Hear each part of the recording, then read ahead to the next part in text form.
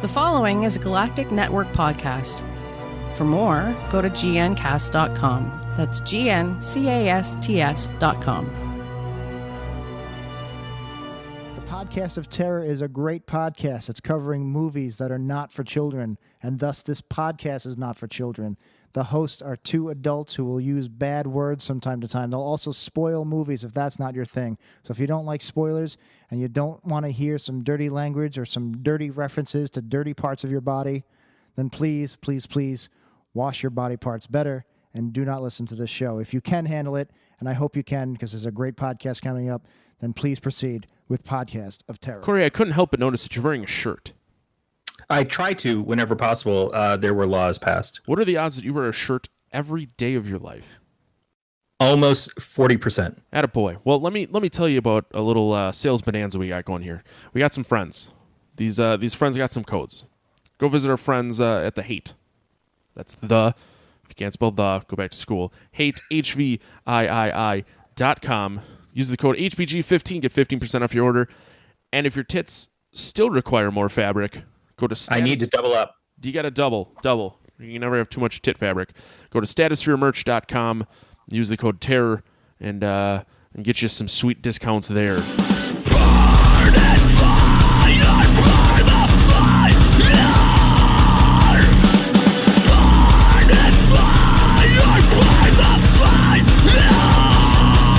Welcome to episode 94 of the Podcast of Terror, a production. It's a production of the Galactic Network. Turduction? It's a turducken of the Galactic Network. I'm your host, Matt Stein. With me, as always, is Corey Scott. Corey, how are you? I am the turkey inside of your duck. Yep. And then I guess. And then we're the truck inside of Dave's chicken. Yeah. I think the works? chicken goes inside. Oh, the chicken goes in. Yeah. It's duck, chicken, turkey. Okay, so then if you're inside of me, that makes you the duck. If I'm the chicken, okay, so that makes us Chuck. And then we go inside of Dave, who's the turkey, to make the turducken. He's the wagon at that point. That doesn't really work. So we'd have to be. Where does Jack fit in? I feel like Jack would be. Jack is the one squeezing juice on us. He's the worm.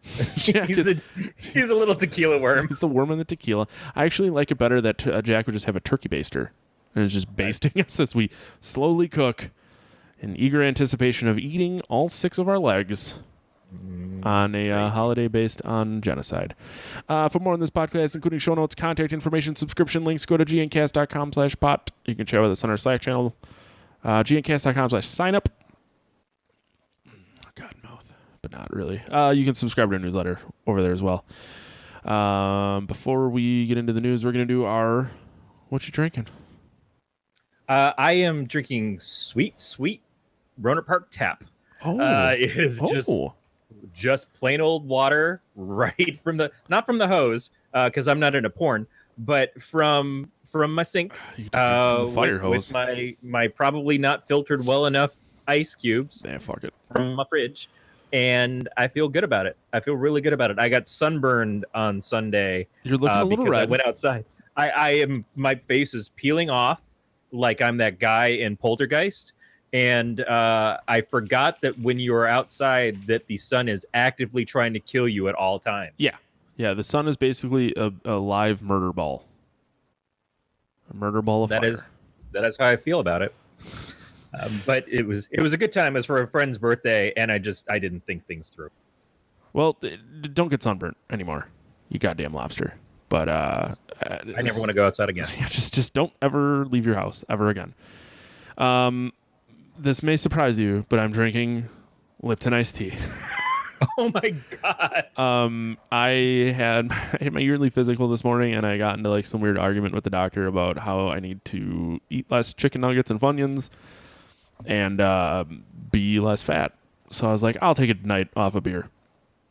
But the lady who gave me my tetanus shot is like, what are you doing for the 4th of July? And I'm like, I don't know. Someone just told me I need to have less carbs. She's like, you gonna not drink for the 4th? And I said, fuck that. I'm gonna drink on the 4th.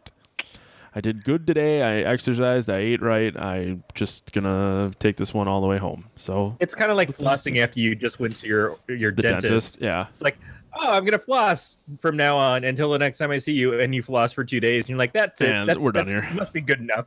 I've got everything out for the next 3 months. My intent was yesterday to do just really eat good because I knew I had to fast for 12 hours, and I just went to Chili's for soup, salad, and chips and salsa, and just ate all the salt. Like that probably had a lot to do with the fact that everything is horrendous on me, including. I've been bikini. borderline high for all the things with the bad cholesterol and the good cholesterol and everything else for the last few years. So I feel like it hasn't changed. So I'm still okay. Well, but I did buy myself some oatmeal.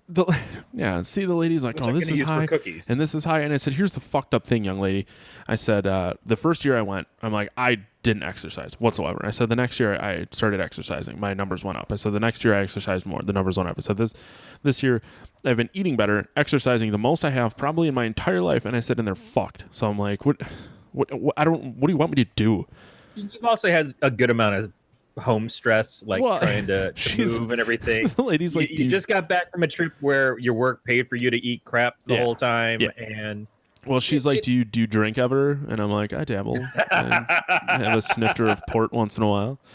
And she's kind of looking at me, and I said, honestly, like, I don't feel like I drink enough to be considered like an alcoholic or anything like that. But I'm like, if I'm gonna have a beer, I said it's gonna be a giant bottle, and it's gonna be a nice beer, which is generally worse for you than Coors Light. Maybe I should start a health podcast, like how to be fat and not fat at the same time. Just how to be fat and okay with it. Yeah, you can be fat and not be in worry for your life, and you can be fat and maybe take baby steps to get a little bit healthy. But there's something to be said for you still got to enjoy living. Yep. And I know that some people do enjoy having a good diet and working out and all of those things. And I don't want to take that away from anybody. Yeah. But I went through a couple of years where I basically was starving to death because my body was rejecting anything I tried to eat or drink. And I don't want to go back to that. And now I'm a big freaking lard ass, and I'm not happy 100% with it. Are beautiful. But I'm certainly more comfortable. You're beautiful. You're beautiful. And my wife likes me. Yeah. Well, my family likes me. Yeah. So I'm John Candy at the end of Planes, Trains, and Automobiles. And probably 2 years away from dying, like John Candy at the end of Planes, Trains, and Automobiles. Stop eating salt, please. I don't even know if you eat too much salt. I don't know. I find that I do. I like love salt. I mean, I love salt. I don't shy away from it. No, I mean, but I don't buy like a lot of salty stuff. I use it normally when I'm cooking. Mm-hmm. No, I'm the same way. This whole conversation, I had the mental image of Bart Simpson sitting in a bathtub with a rag on a stick, and he just goes, "I'll wash myself with a rag on a stick." So that's my brain is pretty much just a monkey clanging cymbals the entire time. It's a real mess up there. No wonder I can't sleep. All right, let's get into some news. All here. right. Well, we should warn everybody this week. Oh, yeah. We are going to be reviewing after our news, as we do. We're going to be reviewing the Babadook. Yep, we are closing out Pride Month with the recently crowned gay icon, the Babadook. Isn't that what always, like, what the most homophobic people say is, like, the gays are going to point at me and say, "You're gay now," and I'm just going to have to accept it, and so I don't like gay people or something. But the Babadook seems to just be like, "Yeah, I am," and taking this in total stride. It seems to really like it, and I feel like that's a great way to celebrate. Yeah, we'll get into that a little later. Also, the actual story on how the Babadook became an LGBTQ icon is going to be in the show notes, so please read it because it's pure insanity. First news story we have: Saw Legacy has now been renamed Jigsaw, and is coming out on, I almost said Christmas, Halloween. Which is Christmas for us. Yeah, our friends over at HorrorGeekLife.com brought us this story, and I believe Melissa even mentioned something about this when she was on last with Randy when we did our Friday the 13th duel episode. But so Saw was a huge film franchise. If you've not heard of it, it had 7 movies prior in the series, and it starred a character who went by Jigsaw played by Tobin Bell, John Kramer. And at some point in the series, he dies. Sorry for the spoiler for the now at least 15-year-old series. He's gone, but the Saw movies kept happening. So in this, he's not coming back to life, which is good, because that would seem unusual. But he is a part of the film again, right? In some way, it could just take place at a different time in the series. I don't even know if it's that. I think what it is that part of what made Saw cool to me, and we've talked about Eli Roth and Hostel versus Saw, and I always found the Saw series a little bit more interesting because the Jigsaw's motivations and his machinations, the way he makes the things happen, is he thinks things ahead. He's diabolical in how he plots out what's going to happen to the victims, who aren't even necessarily supposed to be victims all the time, as much as he's putting them into very difficult situations and letting them kind of work out how they wanted to end in a way. And so it could be like he had some master plan of something was going to happen in 7 years. Kind of like David Lynch had with Twin Peaks. Yeah, something like that. I'm really curious to see what they do. I really liked the Saw movies until like 4 and 5. I think I started to give up on them, but I still saw them. I own them on digital video disc. Most people listening may not know what that is, but it's a little CD. You put it in. There's a moving picture on it. It shows up on your talkie box. But I'm really like worried to read anything about it because I don't want the movie to suck. I really don't, and I'm pretty convinced that it will. It's going to take something special to, I don't want to say rekindle, but to unfuck up what the last 4 movies fucked up. Well, I know that we haven't reviewed we should probably do that. Well, we should, but I was going to say we haven't reviewed the new Blair Witch, correct? No. We've both seen it, yes. And I think we both kind of had positive things to say about it. Yeah, but I had the same general fear going into it that I do with this one. And that's what I mean, is that coming back this many years later, we could certainly expect that it could either be terrible or it could be good or it could be great. And there has to be a reason why they're bringing it back. Now, it certainly the films were never not successful, but 7 years is a long time to wait to bring something like this back. Yeah.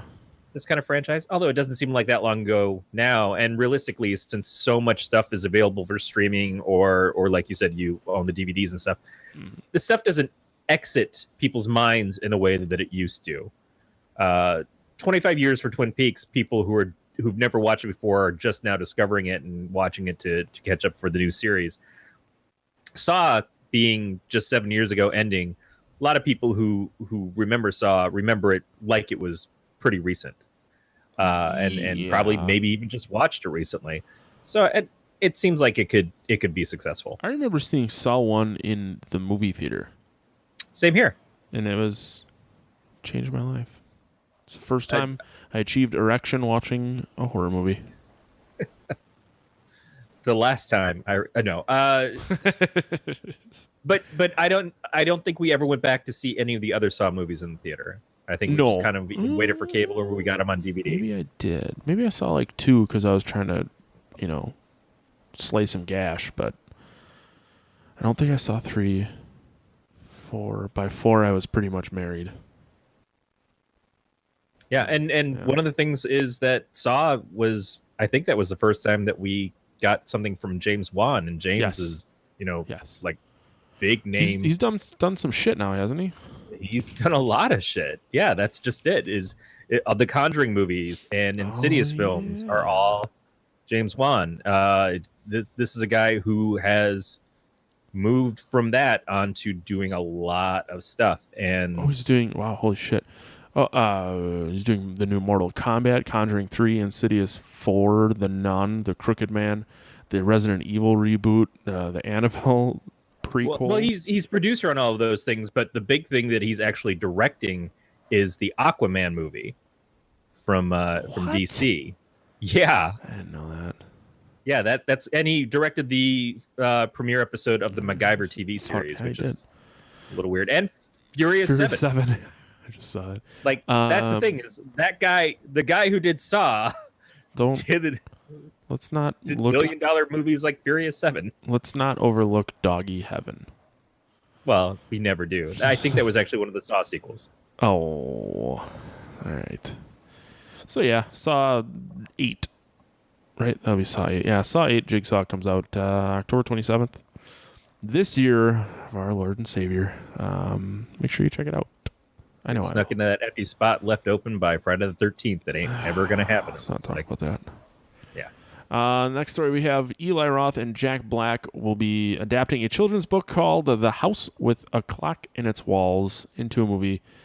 That seems so weird for those two people to be working together. I imagine this is an adaptation of a children's book. Since it's Eli Roth, I assume the children's book is We Cut Up My Friend Jimmy. That should just be The House with a Kid in Its Walls. And then it's Jimmy. Dissecting Fido. So I think this is good. I think this is potentially very good. When Robert Rodriguez had kids, he stopped doing a lot of what we consider Robert Rodriguez films at that point in time, the weird like adult stuff like the Desperados and everything. And he started doing the Spy Kids movies. And he did Shark Boy and Lava Girl because he wanted to make films that his kids could see. Which George Lucas said about The Phantom Menace, and we probably shouldn't really compare those. But it worked. It wasn't stuff that was for adults. They didn't get the same enjoyment out of it, but the kids really did. And I feel like maybe Eli Roth could do a good kids movie, especially if it's based off of somebody else's concept and work. This involves witches and involves people coming back from the dead and a haunted house and a timepiece that's trapped in a wall that could obliterate humankind. And it's got Jack Black, who was just in the Goosebumps movie and I think is doing the Goosebumps sequel. Everything about this sounds both like you can crap all over it because of who's involved, or you can just kind of close your eyes and think maybe we could have a little faith and they could pull something off that is really special and cool. And I want it to be cool. I want it to be. Well, I actually don't give a fuck if it's cool. Will not watch this. Well, but we did the episode very early on where we recommended things that were horror stuff for children. Yes. And so I always kind of want to see more of that too, especially new things. While this is an adaptation, it is new to films. It's not a remake of something else. It's not going to be the quality of Mr. Boogedy necessarily, but such a good movie. Yeah, I know you really loved it. That may be a contender for you of your favorite movie with Santa Sleigh. That's true. Mr. Boogedy and Santa Sleigh will eventually have a Thunderdome style death match for my favorite movie. Yeah, I can see how that would work. Yeah. I look forward to more terrifying stuff that's actually for kids. Yeah. That is their entryway into like 10 years from now taking over this podcast from us because I'm gonna be dying because all that salt. I'll be right behind you. I salt the shit out of everything. Not like Jack's dad though. Salt and sausage. Behind me, salting things is just such a concept. That is some phrasing. All right, the next news story we have, we'll move past salting our sausages. There is a game that came out called Distrust. It is a survival game that is based on The Thing. You can get yourself a demo right now. Yeah, it's not out yet, but you can download the demo on Steam, and it's not. It looks like I don't old think Fallout, they in my licensed opinion. The Thing, but they certainly didn't secretize the fact that they were stealing a lot from John Carpenter. Yeah, the description is a helicopter crash left a group of explorers stranded near an Arctic base. As they try to find a way back, all they are doing is sinking deeper into a nightmare scenario. When they sleep, they attract a terrifying force that sucks the life out of their bodies. But the longer they battle exhaustion and stay awake, the less likely they are to survive.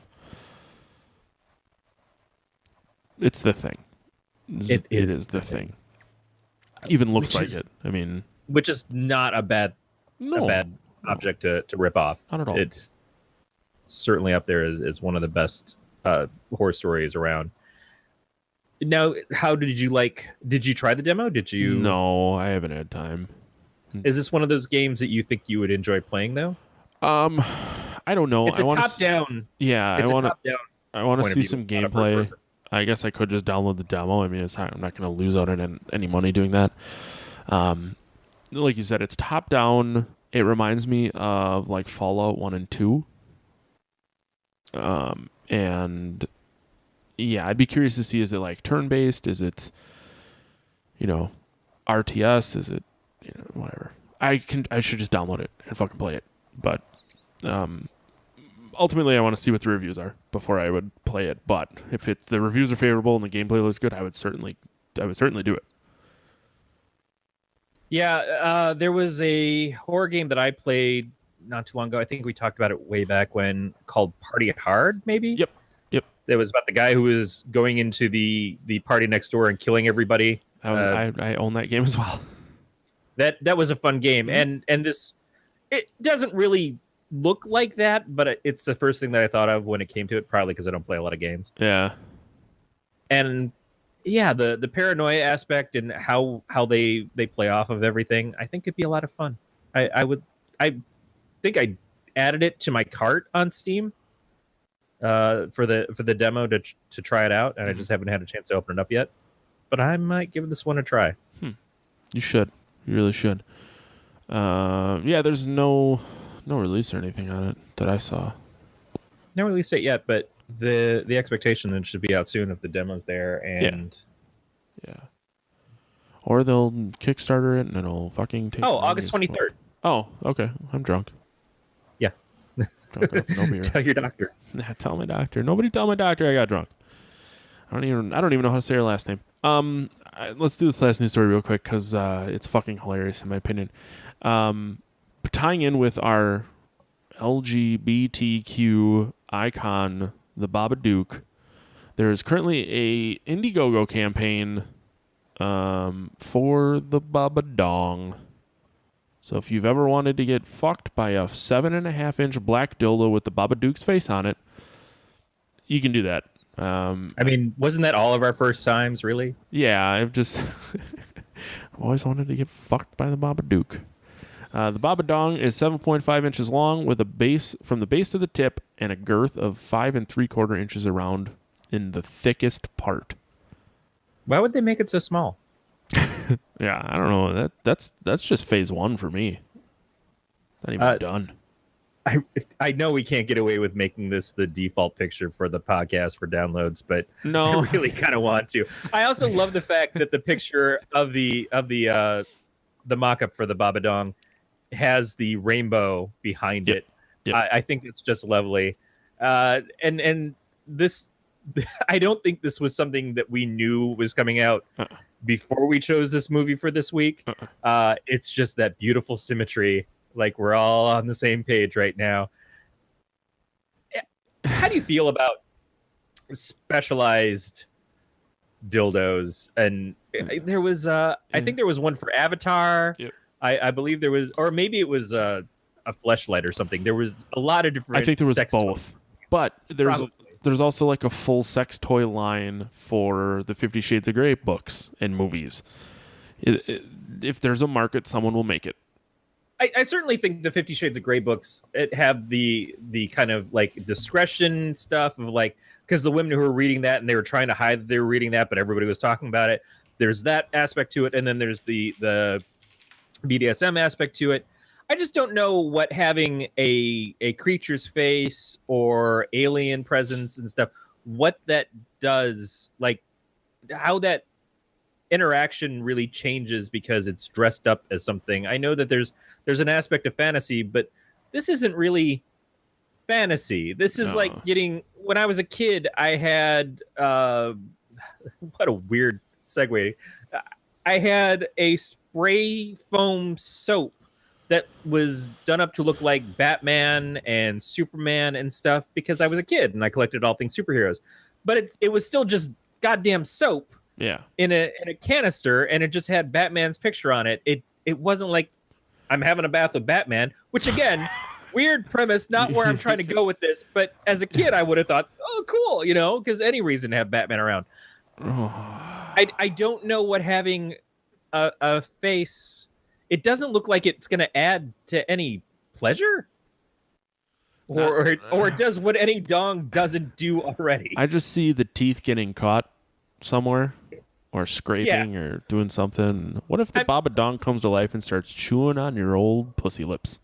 The underbite is maybe a little sexy. I feel like they missed a step by not having the tongue, but then the Babadook himself doesn't have one. They should put the Babadook, he should have a big old fucking spinning, rotating, vibrating tongue that gets the butthole.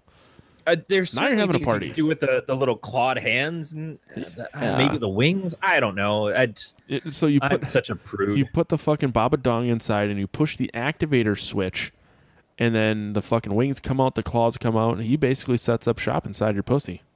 So this is the chicken. This is the Baba Dave. This is what we the Baba Dave, yeah. In our turducken circle. Actually, the lady who's putting the Babadook inside of her would be the Dave. And then the Babadook is you and I going inside, setting up shop. and man, when we talk about this movie, it's going to be so much fun because some of the comparisons of like, you don't necessarily invite the Babadook in, but you can't make him leave. There's some thought. There's some real thought to this. I haven't checked out the actual campaign, but I creatively, there's a lot of fun to be had with this if you want to go all the way. Our friend Ashley in the chat pointed out earlier that they made lightsaber dildos, which I believe is too far. And then she brought up Pillow Pants the Pussy Troll. I love Clerks 2. Yeah. Just throw that Pillow Pants was the greatest scene. I know. She can't because of Pillow Pants. Everyone has a pussy troll. Randall's face is the realization of what he's listening to. Like every time that I haven't watched Clerks 2 a lot, but I will watch that scene over that and the dancing scene. I just will stop whatever I'm doing. The dancing scene I thought was dumb. Oh, but I loved it. Plus, it was a great song. And Rosario Dawson dancing was just, that is some beauty to behold. It wasn't bad to look at, but I don't know. So yeah, not a lot raised for this so far. Their goal is $15,000, and they're at $422. So maybe this isn't grabbing the attention that I would have expected because of where we're at. This campaign has not grabbed anyone by the pussy. It is maybe it's a bad sculpt. Maybe the expectations for Babadook are a little bit higher. It doesn't sound like it's been made yet, though.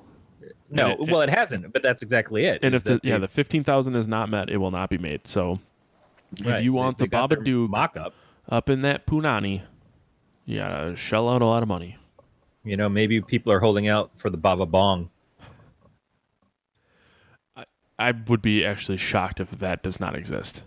It's gonna happen right now because I'm gonna go patent it. Corey's starting a Kickstarter for the Baba Bong.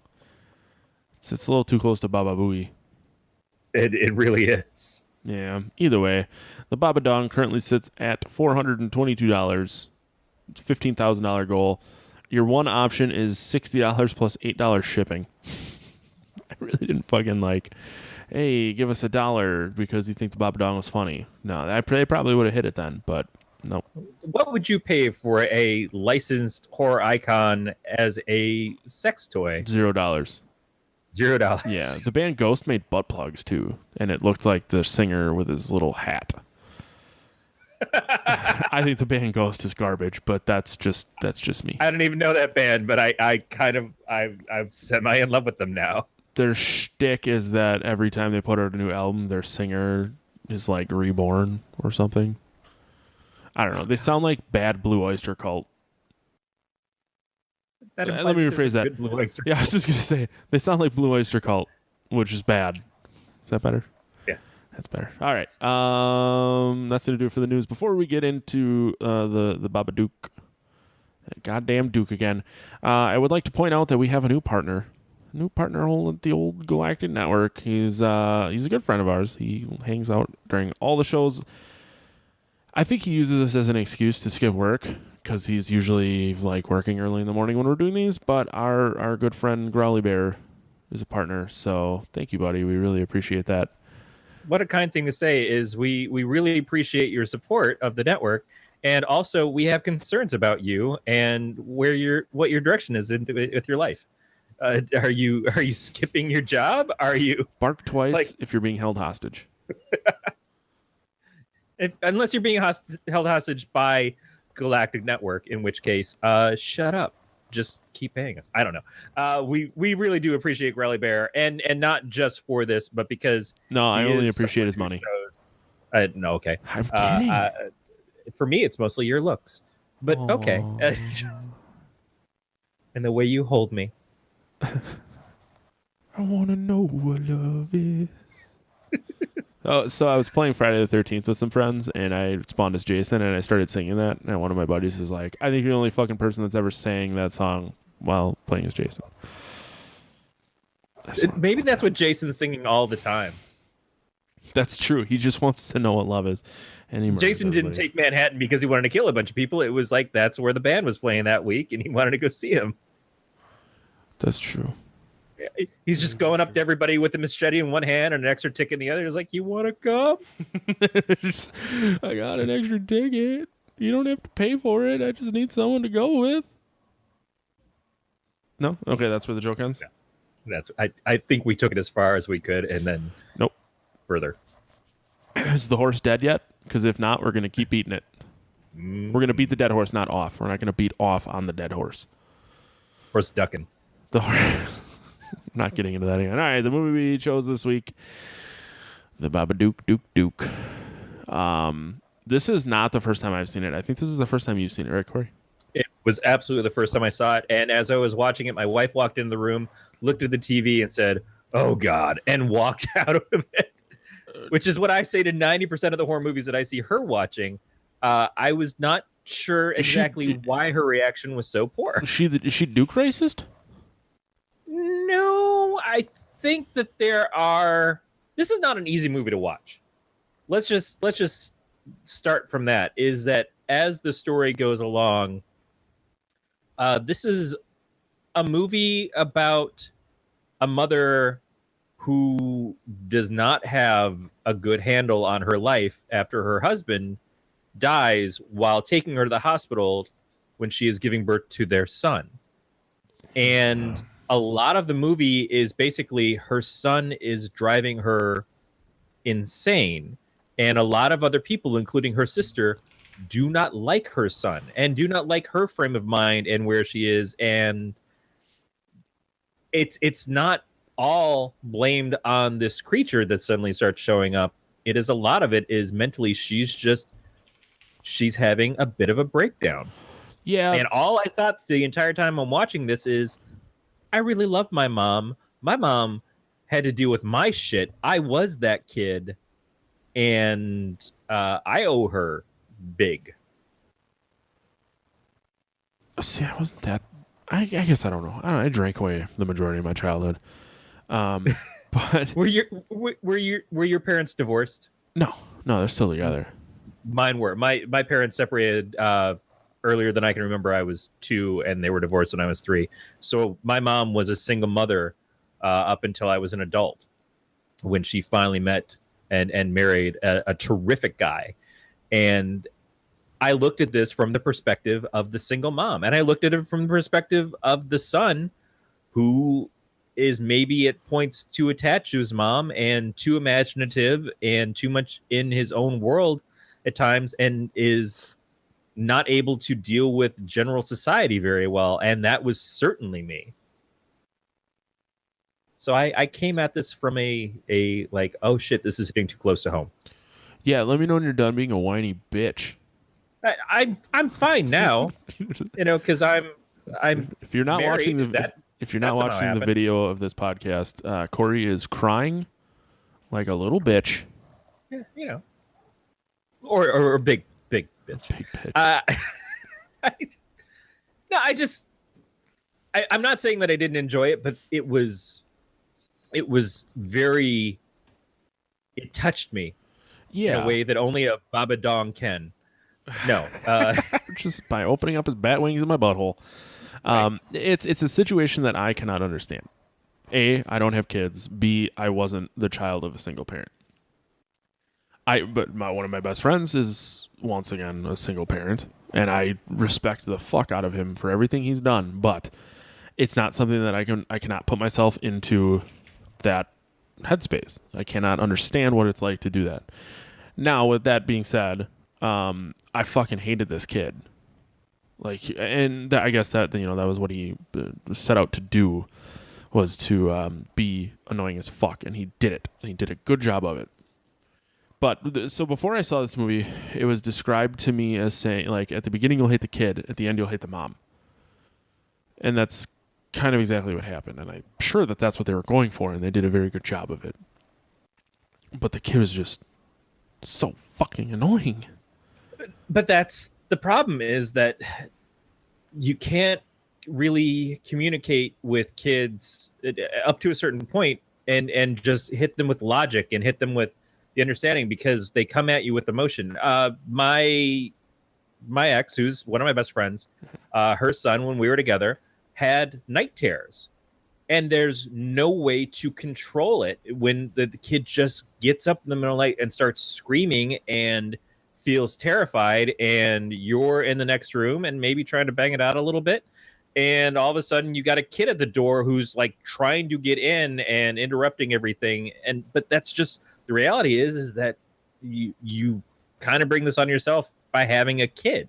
Yeah. And some people have it by accident, and some people have it and then realize afterwards, like, oh shit, I can't handle this at all. Mm-hmm. But you have to deal with it now.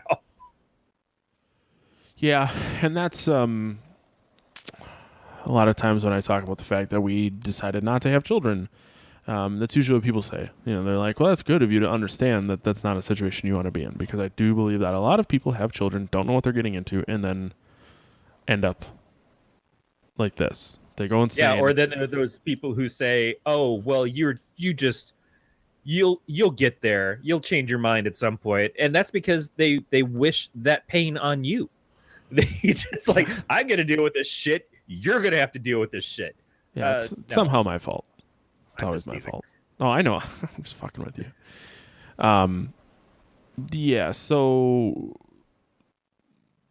we didn't really... But like I said, I identify with this kid. And while I teased my ex's son a little bit, he was never this level of a pain to deal with. He was a normal kid in most aspects and everything, and he was delightful, and I love him, and he's also one of my best friends, and one of the things that I'm most proud of. I was like this kid. Mm-hmm. I was someone that at one point my mom questioned whether or not I had a soul and thought about drowning me like a sack full of kittens. I really, and deservedly so. Like I can tell you that I terrorized my mother at points in my life, trying to get my shit together. And she did everything she could, but it's hard when you're the only one there to handle it and you don't have help. Yeah. And what we wound up doing is moving in with my grandmother at some point, because we were all able to help each other. But that even took work. Yeah, yeah. I feel like we've very heavily digressed from the story. Yeah. The whole reason that we're here. So basically the elevator pitch of this movie. This kid is a fuck. His mom finds... Is it his mom, or does he find the book? I think the book winds up showing up. I think it winds up coming to their position, but I don't know that they actually tried to get it. It just was I think it just like there. shows up. But yeah, so the book shows up, and then the son wants the mom to read it to him as a good bedtime story. And basically she was like, wow, this book's kind of fucked up. And then the kid starts freaking out and saying, oh, the Babadook's going to get us. The way he says it is the Babadook. Whatever. The way he said Babadook. His accent is very cute. Yeah, it annoyed me. But so she throws the book out. Book comes back. She tears it up. She tears it up first. Okay. I couldn't remember if she did. So she tears it up. It comes back like reassembled.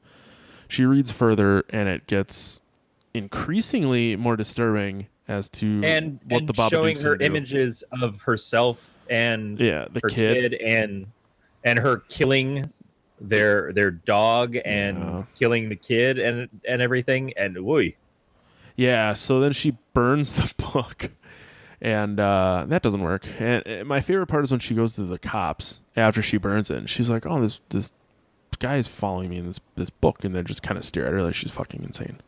Which she is. Bad shit. She is going insane. She is being driven insane by the creature and by the situation. Yeah. And at the same time, it's kind of like an abuser in a relationship where the Babadook starts doing things to cut her off from what would be the limited support group she has. Yeah. So as it's driving her nuts, and it's driving the kid to be more and more paranoid. And he's already at a emotionally disturbed level. It causes her to have a bigger rift with her sister and her sister's friends, and her son winds up breaking the nose of his cousin, and so like that support is gone, and she's can't go into work because it's keeping her from being able to sleep. So she's sick. Her son's sick. Her son is now taking drugs because of him acting out and stuff. And it's supposed to help him sleep, but it's not really doing what it's supposed to do. And she's reacting worse and worse. So she loses work support. Her neighbor, the old lady who helps out sometimes and watches her son, she starts putting a rift between them. It's cutting her off from everybody else to keep manipulating her without anybody being able to see it and stop it or help her and maybe normalizing her. There are points where she could definitely have the son go stay with somebody else, and she doesn't because she thinks that she should be in control. But that's, again, you can see that the Babadook is kind of manifesting in her, and it's like the sore in her mouth or something, or a bad tooth that is coming in, and she keeps kind of pulling at her mouth because she feels it, but she doesn't realize that that's what it is. That's deep, man. Yeah, it's a deep movie, and you have to approach this with the sense of it's not a very simple. You see the image of the Babadook and you think, oh, it's coming out of a children's book, and it's a very clean cut, straightforward film. It's not. This is, like I said from the beginning, it's an emotional film, and the motives of the Babadook, as they get explained, and the motives of the people and how they are mentally going over the edge more and more. It's all stuff that you have to kind of like really be invested in to get the story. Otherwise, you're going to walk away from it and just feel like it was either dumb or it was like, well, I like looking at the Babadook and I like the noises that he made. Dog. Would you say that the Babadook film is about 7.5 inches deep? Yeah.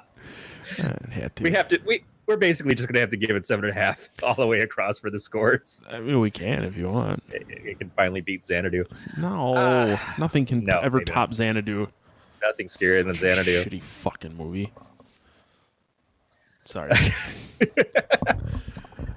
I don't need to make you. I don't remember how the movie ends.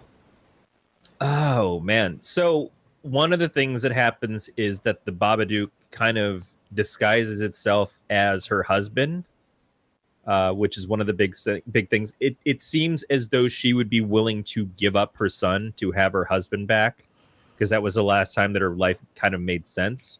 And of course, he was the love of her life and everything.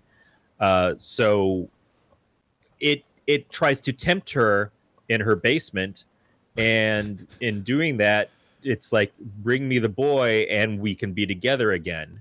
And she's like, bring you who? Bring you your son? He's like, bring him to me. And it's like, oh shit. So she's slowly getting converted over to letting this happen. You know, the Babadook wants to cause them pain. And I didn't quite get some of the Babadook's motivations, but it is, once it's in the home, it you can't get rid of it. Once it's there and you've let it in, you can't do anything about it. It was very odd because you wait for a movie with a poltergeist or a ghost presence, and you wait for them to get rid of it. And there's no getting rid of it in this. That's kind of one of the rules that they establish right up front. And if you don't talk about it and you don't face up to it, then you lose more and more control to it. So all of the rules are like everything that is your instinct to do, which is to decompartmentalize it and push it away and all of these other things, that's just going to make it worse for you. Yeah. It's like quicksand. The more you struggle, the deeper you're going to go into it. And that's interesting, but it's also so abstract that, again, I don't know. It doesn't do a lot to give you a story that you can kind of like figure your way around. It's very emotional, but I don't know that it's told in such a way that I can like just easily wrap my head around it. Yeah, it's not straightforward yet. It's still pretty straightforward, if that sounds plausible. Yeah, because, well, like you're saying, you can't remember the ending, but you've seen it twice. Yeah. And I think it's because the ending is a little obscure. Is at the end, she decides not to kill her son, and they sort of defeat the Babadook, but like her life almost starts to come together again. They get the son enrolled into a different school, which is going to be much better. The what is basically the Child Protective Services that came out to her house at some point and were judging her start to realize, oh, okay, you know, maybe things are going to be all right.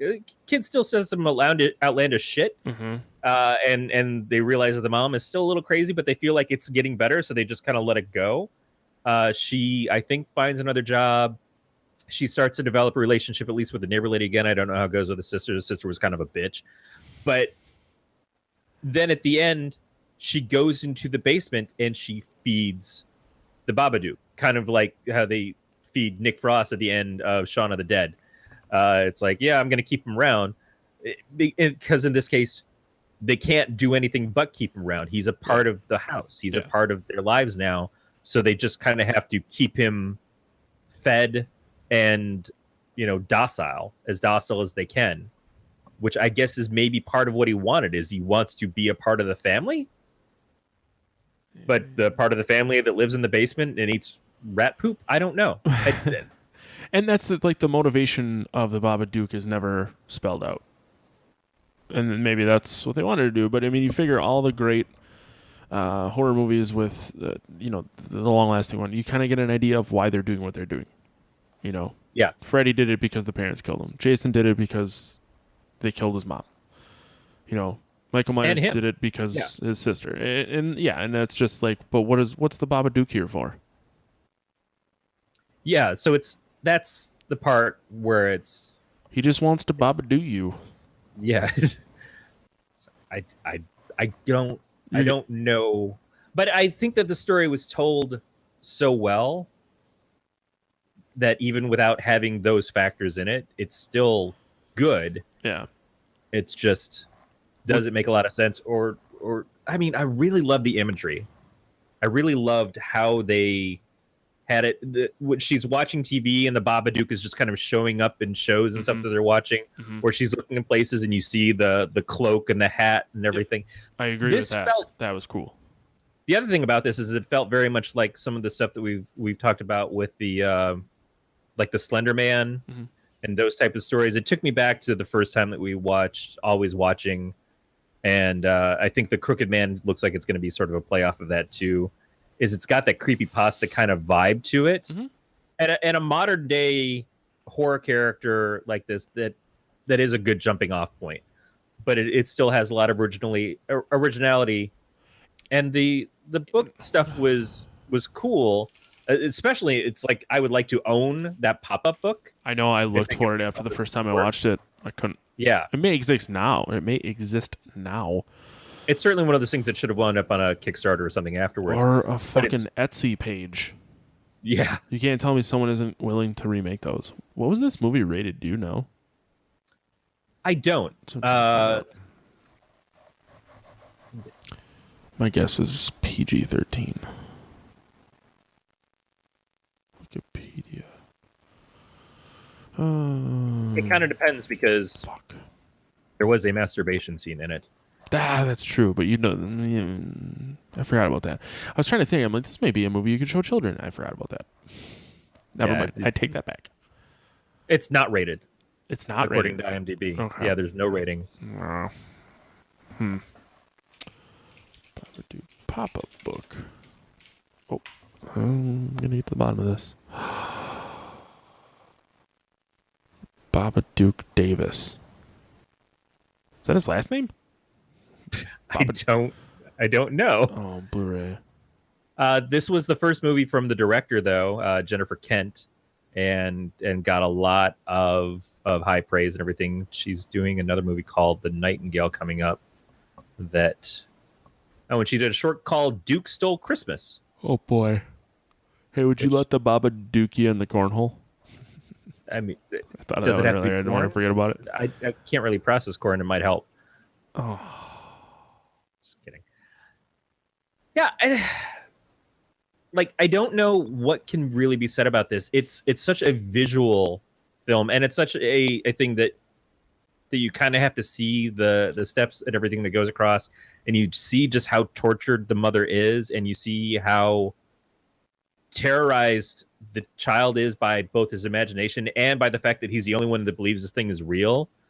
And it's a little bit of the boy who cried wolf, is that he's always been easily freaked out, but then when there's something that's actually truly there that's doing something, there's no one who believes him. And there's nobody who will believe her or help her. So they're kind of both in the same boat. And the person that they should be able to both rely on is each other. And he's constantly like, I don't want to lose you, Mom. I don't want you to die. I don't want you to go away. And so he's constantly like holding on to her and just grabbing her and not letting her go. And she's like, I just need a break from you the whole time. And so that's why she's pushing back against him when he's doing everything he can to protect her. And he's like, would you protect me? And she says yes, but he realizes that that's not really what she's doing. yeah. And that's another hard thing in this, is that moment of like, at some point, his mom comes to kill him. You know, his mom kills the dog, which is a hard scene too. Like knowing that was even coming up and then seeing it happen didn't make it any easier.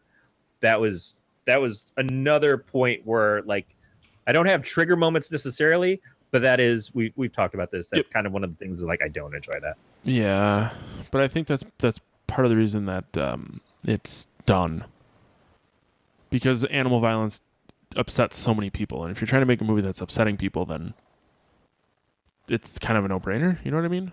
Yeah, but in this movie, there's only two creatures that either die or are meant to die, and that's the dog and the kid. And then eventually the mom is supposed to off herself or get taken by the police because they're like, oh, she murdered her kid. Plus, they do a little bit of John Carpenter's Prince of Darkness, where she's watching stories on TV, like news stories that are the future for her, when the cops are outside of her house and they're saying, yeah, she killed her child, and now they're bringing her in. You can see her in the window and stuff, and it's like the future, but she doesn't, again, buy into it, and she just thinks she's hallucinating because she hasn't slept in so long. Yeah. So going back a little bit, this Mr. Babadook book, there was a campaign in which I think the number was 800. I have since left that page, but like 500 or 800 were made, and they cost about $60 a piece. Right now on eBay, which is the same as a dildo. Yep, same as the dildo. I would rather have the book than the dildo. But right now on eBay, there are 4 of them for sale, ranging from $200 to $1,100. Yeah, I'm not surprised. Which is fucking insane. Maybe if it was $100, I would buy it. But a handful of them were signed by the director, by Jay Kent. Limited edition movie is, looked at as a success. The imagination of what it takes to make the Babadook in that book, I think to me, it's the best part of the film. It's certainly the most palatable part of the film is the Babadook story and the book and all the stuff that comes from that. Man, I just wish it wasn't fucking $200. I really want this book. That you would open up and look at once. That's why put on a shelf. Yeah, that's why $200 is far too much for me. Well, there's gotta be somewhere. I saw someone on Etsy making like prints of like the pages, just one set of pages out of cardboard. They look really neat, but I don't know. I'm just all about finding this book right now. Yeah.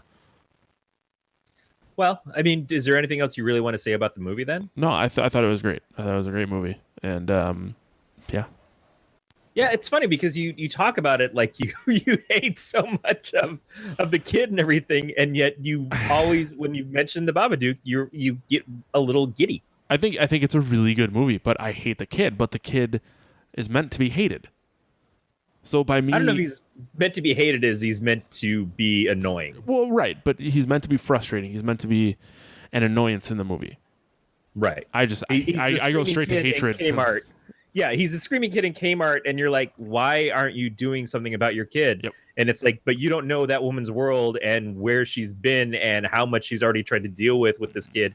And at this point in time, she has to just tune the screaming out because nothing's going to change anyways. And it's either I actively beat you in front of strangers or I just know that we just have to let you work this out yourself. Yeah, man, parenting is so hard. I know. Like, it's just let them deal with it. I'm just saying, call your moms. I know it's not Mother's Day, but call your moms anyways, people. It's the right thing to do. Even if they didn't do 100% right by you, they probably tried their best. Yeah. No, some are jerks. I had a bad stepmom once. That's I don't want to get into stepmom problems. Yeah. Yeah. So on that note, we are gonna go. Sorry, I'm getting messages about work because this is my life now. But we're going to go ahead and we're going to rate this movie. So, Corey, let's get to the FAP cave. So, if you're unfamiliar with our FAP scale, it's 3 tiers. The F, the A, the P. 0 to 5. The first is going to be the feature. How was the story? Was it interesting? How was the acting? 0 to 5. Corey, since we have no guest, you have to go first. I think the story was really good. I think the acting was really good because I bought into the pain that the mom was in and how frustrated she was and the insomnia and everything else that was going on. I think the kid, like you said, you don't like him because of how frustrating he is and how annoying he is, but he's doing a great job of it. The only thing I have a problem with is unclear motivations as to what the Babadook really is doing and why you can't defeat it. Then what's kind of the point? Yeah. Especially at the end. So I'm going to give it a 4. Yeah, I definitely agree. I mean, I gave it a 4 also. I think it's a really great movie. All around. Yeah, it's an original story too, which is huge. Next up, we got the attention. This is going to be rewatchability. Would you purchase it? Would you recommend it? You're talking about spending $200 on a book from it. I did. You can't go higher than me. I said that I would really like to own this book, but not $200 worth. Yeah. So suck it. Yeah, I can't say that I want to rewatch this. If I just rewatch the scenes of the Babadook creature itself and the things of it in the book and it showing up in the real world and all of that stuff, I would probably rewatch that. But it's not because it's not good or well done. It's just it's hard to rewatch. But in all fairness, I would put it on for somebody else who hasn't seen it and expect them to watch it and get their reactions. So I'm going to go 3. So oddly enough, I also gave it a 3, mostly because like I've seen it twice. I'm really am not in a hurry to watch it again. If I was still buying DVDs, I would buy this movie, but I don't buy DVDs anymore. So when I want to watch it, I will just stream it from somewhere. Yeah. Last up is The Panic. How are the effects? A lot of effects in this movie, and surprises. Were you kept on the edge of your seat? I think the effects were great. I think that they did an art style that gave it an individuality. Like I said, it's a little creepypasta, but it's done even different from the expectations of what creepypasta. It's like creepypasta done right, if anything else.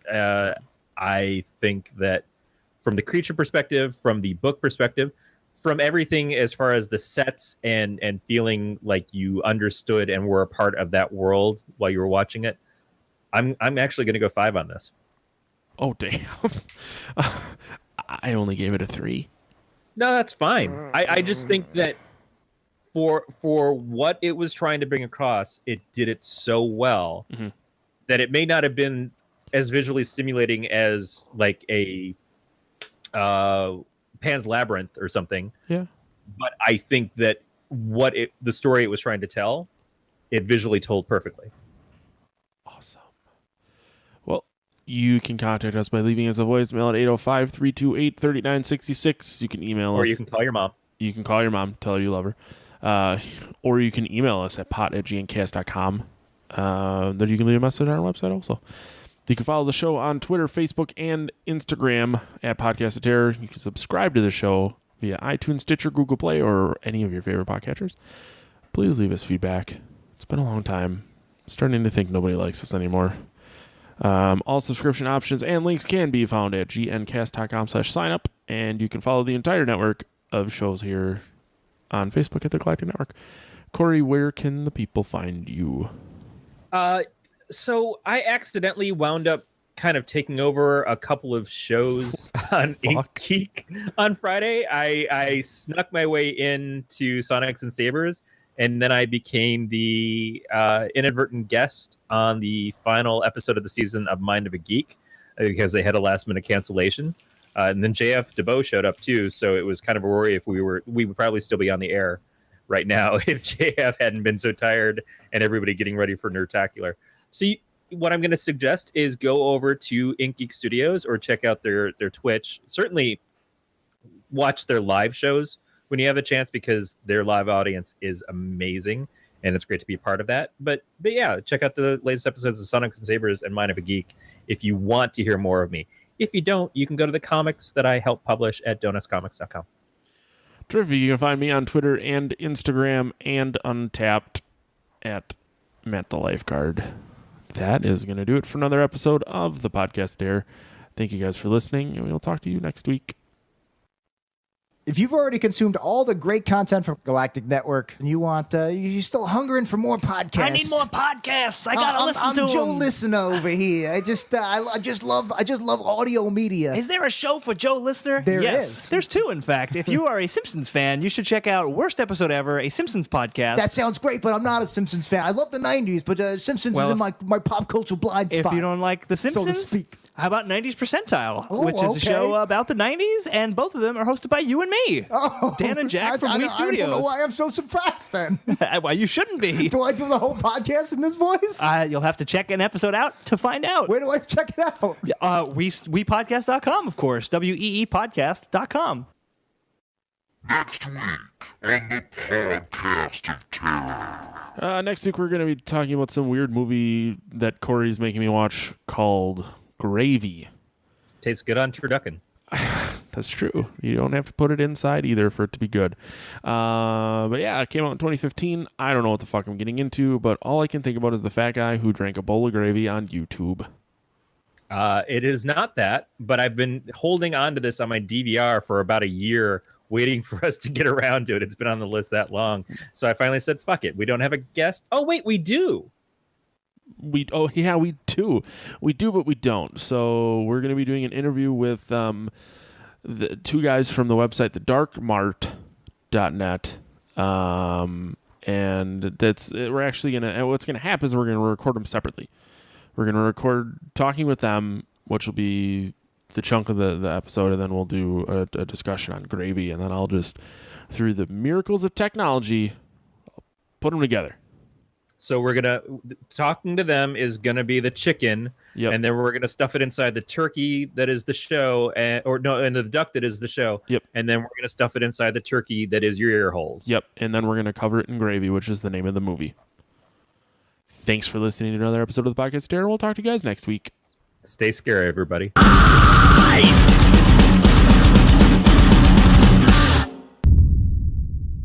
This has been a Galactic Network podcast. For more, go to gncast.com.